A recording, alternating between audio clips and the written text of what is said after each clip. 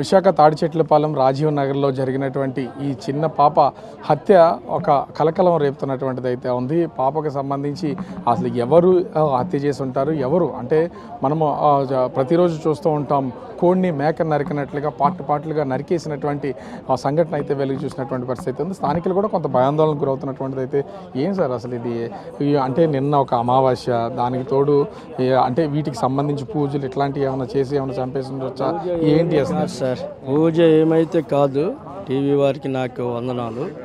50 సంవత్సరాల క్రితం నుండి ఇలాంటిది జరిగేది మాత్రం లేదు.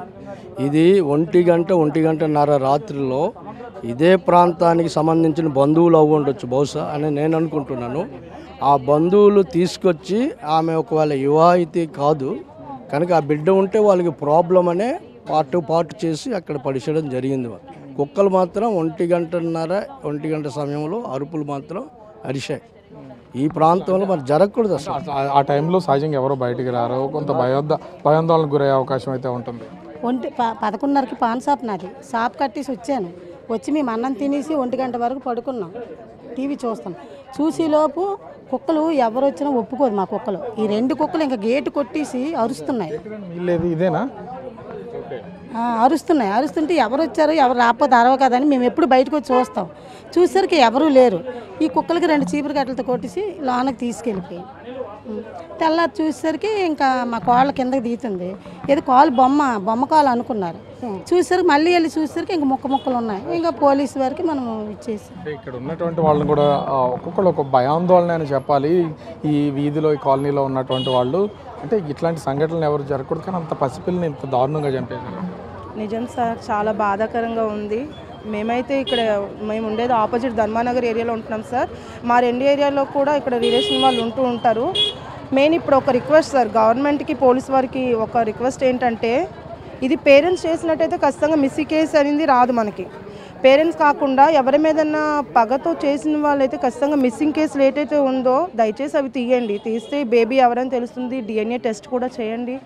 ఆ రకంగా కూడా బేబీ ఎవరు రిలేటివ్ అని తెలుస్తుంది. ఫస్ట్ బేబీ గర్ల్ బాయ్ అనేది కూడా క్లారిటీ లేదు.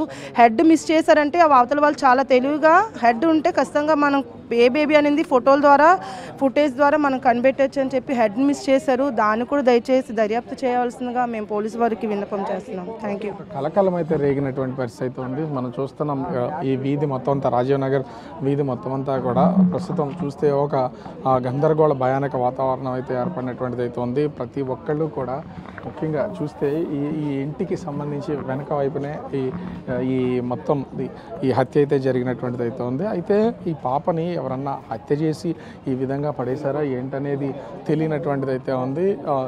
ఇంచుమించుగా ఈ ఇంట్లో ఉన్నటువంటి కుక్కలు కూడా కంటిన్యూగా అరిచినటువంటి నేపథ్యంలో ప్రస్తుతం ఇక్కడ ఉన్నటువంటి వాళ్ళు ఆ కుక్కల్ని అంటే చనిపోయినటువంటి విడి భాగాలను ఇక్కడ పడేసినటువంటి సమయంలో కూడా కుక్కలు అరుస్తున్నటువంటి వాటిని వాళ్ళు గమనించి కుక్కలను సముదాయించే ప్రయత్నం అయితే చేశారు. కానీ చూస్తే తెల్లవారేసరికి మొత్తము శరీర భాగాలన్నీ కూడా పడి ఉన్నటువంటి పరిస్థితి అయితే నెలకొంది. దీంతో ఒక భయంకరమైనటువంటి వాతావరణం అయితే ఇక్కడ నెలకొన్నటువంటిది అయితే ఉంది. పసిపాపను ఒకవేళ పుట్టిన పాపో లేకపోతే పుట్టిన వారం రోజులు 10 రోజులు ఉన్నటువంటి పాపో వాళ్ళకి ఇష్టం లేకపోతే ఎవరికైనా దత్తయించడం, ఎక్కడైనా వదిలేయడం లాంటివి చేస్తే కనీసం ఎవరొకరు పెంచుకోవడమో అనాథాశ్రయాలకు పంపించడమో జరుగుతుంది. కానీ అత్యంత పాశవికంగా ఇది కోడిని మేకను నరికినట్లుగా మొక్కలుగా నరికి విడిభాగాలు చేసి ఒక్కొక్క పార్ట్ని ఒక్కొక్క చోట పడేసినటువంటి ఉదంతం రాజీవ్ నగర్లో వెలుగు చూసినటువంటి పరిస్థితి అయితే ఉంది. దీంతో ఒక విధంగా చెప్పాలంటే స్థానికులకు భయాందోళనతో పాటు అసలు ఈ హత్య చేసినటువంటి వాళ్ళు ఎవరు అనే దాని మీద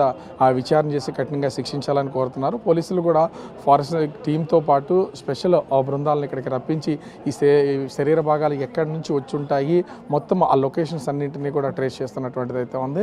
దీని ద్వారా ఈ పసిపాపకు సంబంధించినటువంటి ఆనవాళ్ళు ఏమన్నా దొరుకుతాయి, వీటి నుండి అసలు ఈ హత్యకి చేసినటువంటి వాళ్ళు ఎవరు, ఈ హత్య చేయడానికి గల కారణాలు ఏంటి నిగ్గు తేల్చడానికి పోలీసులు అయితే ప్రయత్నిస్తున్నటువంటి పరిస్థితి అయితే ఉంది. కానీ పసిపాపని అత్యంత పాశవికంగా మాత్రం హత్య చేసి ముక్కలుగా నరికేసినటువంటి ఈ ఘటన ఒక సంచలనం రేపుతున్నటువంటి పరిస్థితి కనిపిస్తుంది.